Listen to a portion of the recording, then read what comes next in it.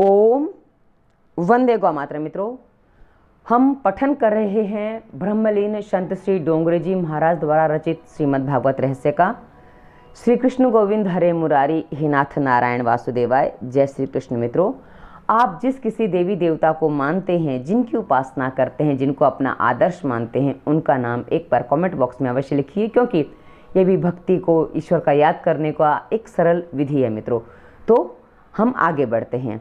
अभी तक हमने देखा कि धुंधकारी के उद्धार के लिए किस तरह से गोकर्ण ये भागवत रहस्य का अनुष्ठान करता है, और आगे हम पढ़ते हैं कि यदि हमें भागवत रहस्य का अनुष्ठान करना है तो हमें किस विधि से करना चाहिए। वैसे तो मित्रों, एक बात और बता दूं, यदि हमें स्वयं पढ़ना है, अपने लिए पढ़ना है, तो हम कभी भी आरंभ कर सकते हैं। कोई उसमें उसकी विधि की आवश्यकता नहीं होती है, क्योंकि वो विचार बनना ही सबसे बड़ी विधि हो जाती है। क्योंकि मनुष्य का सत्कर्म करने का विचार बनता नहीं है, और बन जाए तो उसे टालना नहीं चाहिए, क्योंकि हम बुरे काम तो तुरंत कर देते हैं पर सत्कर्म में समय लगाते हैं। तो चलिए हम पढ़ते हैं कि श्रीमद् भागवत सप्ताह की कथा विधि क्या है। जीव मात्र रोगी है, सबसे दुखदायी रोग है जीव का ईश्वर से वियोग।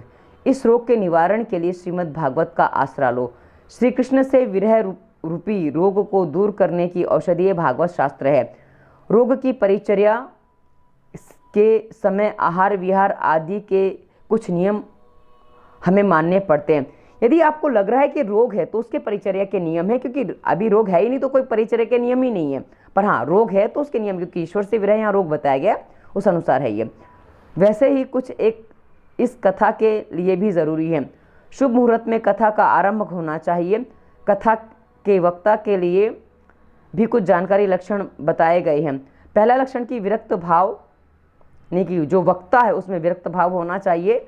श्री सुखदेव जी जगत से अस्पृष्ट नहीं थे, फिर भी वे निर्विकार थे। हम भी जगत में रहते हैं, देखते हैं, परंतु हमारी आंखें विकार रहित नहीं हैं। श्री सुखदेव जी ब्रह्मली दृष्टि वाले थे, यानी वो सब में ब्रह्म को देखते थे। सुखदेव जी की दृष्टि ऐसी थी, और वही वक्ता थे। पहले तो प्रत्येक स्त्री पुरुष को वे भगवत भाव से देखते थे। प्रत्येक नर नारी को भगवत भाव से देखो। सूत जी सावधान करते हैं, क्या अर्थ है वैराग्य का। उपभोग के लिए अनेक पदार्थ सुलभ होने पर भी मन उनके प्रति आकर्षित ना हो, वही वैराग्य है। मतलब सब कुछ उपस्थित है पर हमें कुछ नहीं चाहिए, ये वैराग्य भाव है।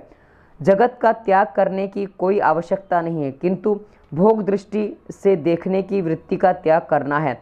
अपनी विकारी दृष्टि को बदलना है। जगत को काम दृष्टि से, भोग दृष्टि से मत देखो। जब तक दृष्टि का दोष नहीं हो जाता तब तक हमारी दृष्टि देव दृष्टि नहीं होगी। उपदेशकर्ता ब्राह्मण अर्थात ब्रह्मज्ञ होना चाहिए। वह धीर, गंभीर, दृष्टांत कुशल होना चाहिए। वक्ता अति निष्प्रही भी होना चाहिए। द्रव्य का मोह तो छूट जाता है, परंतु कीर्ति का मोह कई बार छोड़ना कठिन कार्य है। जीव कीर्ति का मोह रखता है। जो मनुष्य कीर्ति के मोह में फंसा है वह भक्ति नहीं कर सकता। कई बार लोग दिखावे के लिए भागवत करते हैं कि अरे हमने देखो इतनी बड़ी भागवत की, उसमें इसका आयोजन किया, इस फलाने महाराज को बुलाया था, इतनी बड़े पैमाने पर हमने भागवत की। ये कीर्ति का मोह है। इस प्रकार भी लोग करते हैं। जब भी कथा श्रवण करें, संसार के से निर्लिप्त होकर करें। कथा में बैठकर भी घर बार और धंधों की बात ही सोचते रहने से मन विकृत रहता है।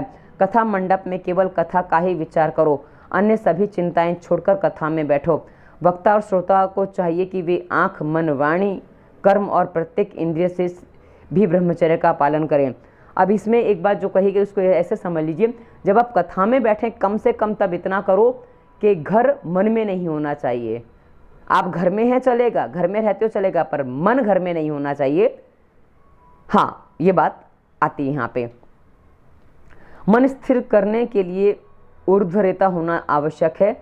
ब्रह्मचर्य पालन करने से ऊर्ध्वरेता हो सकते हैं। क्रोधित होने से पुण्य का क्षय होता है, यानी कि गुस्सा नहीं आना चाहिए। वक्ता और श्रोता क्रोध ना करें। विधि पूर्वक कथा श्रवण करने से उसका फल प्राप्त होता है। कथा श्रवण करने वाले वैष्णव यमपुरी में नहीं जाते हैं, वे वैकुंठ में जाते हैं। भागवत की कथा का श्रवण जो प्रेम से करता है उसका संबंध भगवान से जुड़ता है। भागवत भगवान का साक्षात स्वरूप है। श्री भगवान का वांगमय रूप है। वेदांत में अधिकार और अधिकारी की अच्छी चर्चा की गई है। अब यहाँ जो कहा गया ना मित्रों, कई बार लोग कथा करवाते हैं, अब कथा के बाद वो गाली गलौज भी करते हैं, सब कुछ करते हैं, मतलब जो भागवत सप्ताह चलती है ये सब इसमें वर्जित बताया गया, क्योंकि आपका मन तभी शुद्ध होता है। क्रोध आदि नहीं करना है, गुस्सा नहीं करना है, ये सब बचना है आपको। सबको वेदांत का अधिकार नहीं है, क्योंकि ये कई बार कहा गया कि वेदांत पढ़ने का, यानी कि वेद पढ़ने का अधिकार सबको नहीं, क्योंकि सबके मन उतने समझ नहीं पाते हैं, उतने साफ नहीं होते हैं, तो उनको समझ में नहीं आता, उनको लगता है ये कैसे पॉसिबल है। क्योंकि मैंने ऐसा लोगों को मेरे सामने ही बोलते देखा है, तो बाकी जो बड़े ज्ञानी होते हैं उनकी तो बात ही समझ लो क्या होगी। नित्यानित्य वस्तु विवेक शम दमादि षड संपत्ति इहा मूत्र फल भोग विराग बिना वेदांताधिकार प्राप्त नहीं हो सकता। मतलब वेदांताधिकार प्राप्त करने के लिए आपको क्या क्या करना है कि नित्यानित्य वस्तु विवेक, शम दम आदि षड संपत्ति, इनको त्याग करना है। यह मूत्र फल भोग विराग बिना, यानी कि इन सब से विराग हुए बिना आप वेदांत के अधिकारी नहीं हो सकते हैं। वेदों के 3 विभाग बताए गए, कर्मकांड, ज्ञान कांड और उपासना कांड। उसी प्रकार उसके अधिकारी भी निश्चित किए गए हैं। भागवत इस हर किसी के लिए है, क्योंकि अब भागवत में बहुत सिंपल से नियम है भाई, गुस्सा नहीं करना है, कुछ ऐसी बातें जो है सामान्य जो है आपको उनका ही पालन करना है, इसलिए आप ये कर सकते हैं। भागवत का आश्रय लेंगे तो भागवत तुम्हें भगवान की गोद में बिठाएगा, वह तुम्हें निर्भय बनाए और निसंदेह करेगा। भागवत के श्लोक 18,000 क्यों हैं? 8 प्रकृति हैं, 8 और 9वां ईश्वर, 8 अतः पूर्णता हुई, 9वां अंग पूर्णतादर्शी है। अब 18 जो है ना, 18 में 1 और 8 मिला के 9 हो जाते हैं, इसलिए वो पूर्णांक कहा जाता है। ये अंक ज्योतिष वाले समझ सकते हैं। खान पान, व्यवहार, पत्र लेखन आदि सभी कार्यों की विधियां भगवत में बताई गई हैं। एक इसी ग्रंथ का अवलंबन करने से सभी प्रकार का ज्ञान प्राप्त होगा। और कहा ना, ये मैंने कई बार कही कि ये बात हर ग्रंथ में कही जाती है, क्योंकि आप दूसरे किसी ग्रंथ के चक्कर में ना पड़े, एक में ही पढ़ के अपने आप को संतुष्ट मान ले और आप उसी का पूरा अनुसरण करें तो भी सब कुछ संभव है। यह ग्रंथ पूर्ण है। भागवत भगवान नारायण का स्वरूप है। जगत और ईश्वर, जीव और जगत, जीव और ईश्वर आदि से संबंधित ज्ञान भागवत से प्राप्त होगा। भागवत कितना सुना तो कहेंगे कि जितनी बातों को जीवन में उतारा गया जीवन, यानी कि भागवत आप सुनने तो बैठे पर आपने कितना सुना ये माना जाए, क्योंकि लोग बोलते हैं हमने भागवत इतनी बार सुनी, इतनी बार ये किया, लेकिन आपने उसको जीवन में कितना उतारा, उतनी बार ही भागवत सुनी, उतने ही विचारों के लिए आपने भागवत सुनी, ऐसा कहा जाता है। श्रवण की गई बातों का मनन करो और उसे व्यवहार में कार्यान्वित करो। केवल ज्ञान व्यर्थ है, जीवन व्यवहार के काम में लाया हुआ ज्ञान ही सार्थक होगा। गांधी जी कहते हैं, 2.5 मन ज्ञान की अपेक्षा तोला भर आचरण श्रेष्ठ है। प्रभु के दिव्य सद्गुणों को जीवन में उतारो, पूर्व जन्म का विचार न करो। जनक राजा ने याज्ञवल्क्य ऋषि के पूर्व जन्मों की जीवन लीला देखने की मांग की। याज्ञवल्क्य ने मना करते हुए कहा कि उन्हें देखने से दुख ही होगा। फिर भी जनक राजा ने दुराग्रह किया।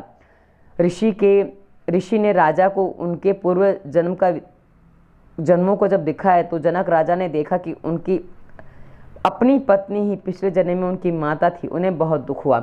इसलिए हमें पुराने पिछले जन्म याद नहीं रहते, वो अच्छी बात है, क्योंकि पिछले जन्म में कौन शत्रु था वो क्या पता क्या बन के आ गया है, इसलिए वो सब याद नहीं रहता। अच्छी बात है, ये यहाँ बताया गया।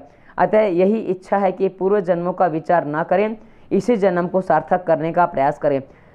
भगवान ही के साथ विवाह करो और औरों के साथ विवाह कराओ। तुलसी राधा रानी का स्वरूप है। तुलसी विवाह का अर्थ अपना भगवान के साथ विवाह संबंध। चतुर्मास में संयम और तप करने के पश्चात ही तुलसी विवाह संभव हो सकता है। संयम का पालन करेंगे, तप करेंगे तो ईश्वर मिलेंगे। आत्मा का तो धर्म है प्रभु के सम्मुख होना। हरे नमः, हरे नमः, हरे नमः। नर से नारायण बनने की यात्रा यहाँ भागवत बताती है। मित्रों, ये भागवत का जो महात्म्य और उसका जो उद्देश्य है वो पूरा हुआ। हम अगले अंक से पढ़ेंगे। प्रथम स्कंध इसका क्या कहता है, प्रथम स्कंध का पठन हम अगले अंक से करेंगे। तो इस अंक में एक छोटा सा भजन और हम थोड़ा सा कर लेते हैं। मैं गति थोड़ी ज़्यादा रखूँगी क्योंकि उस गति में भी वो भजन बड़ा प्यारा लगता है। मैंने इसको द्वारकाधीश मंदिर में कई बार सुना, वहाँ ये भजन नित्य होता है। संसार के प्राण आधार हो तुम, श्री कृष्ण तुम्हारी जय होवे, मही भार उतारन हार हो तुम, श्री कृष्ण तुम्हारी जय होवे। प्रभु दीन हूँ मैं, बलहीन हूँ मैं, धनहीन हूँ मैं, आधीन हूँ मैं, इस जीवन के आधार हो तुम, श्री कृष्ण तुम्हारी जय होवे। गज के हित नंगे पाँव भजे, द्रौपदी हित वस्त्र तमाम तजे, जन लाज बचावन हार हो तुम, श्री कृष्ण तुम्हारी जय होवे। मही भार उतारन हार हो तुम, श्री कृष्ण तुम्हारी जय होवे। करते हैं अर्ज यही सैदा, करते हैं अर्ज यही सैदा, मन व्याध विकार न हो पैदा, करते सबका उद्धार हो तुम, श्री कृष्ण तुम्हारी जय होवे। संसार के प्राण आधार हो तुम, श्री कृष्ण तुम्हारी जय होवे, मही भार उतारन हार हो तुम, श्री कृष्ण तुम्हारी जय होवे। इसे जब मैं द्वारकाधीश मंदिर में सुनती हूँ कम से कम 5 मिनट लग जाते हैं, पर मैंने आपको रैपिड फायर में सुनाया है। आशा आपको अच्छा लगेगा। कमेंट करके बताइएगा। श्री कृष्ण गोविंद हरे मुरारी, हे नाथ नारायण वासुदेवाय। जय श्री कृष्ण। धन्यवाद। वंदे मातरम।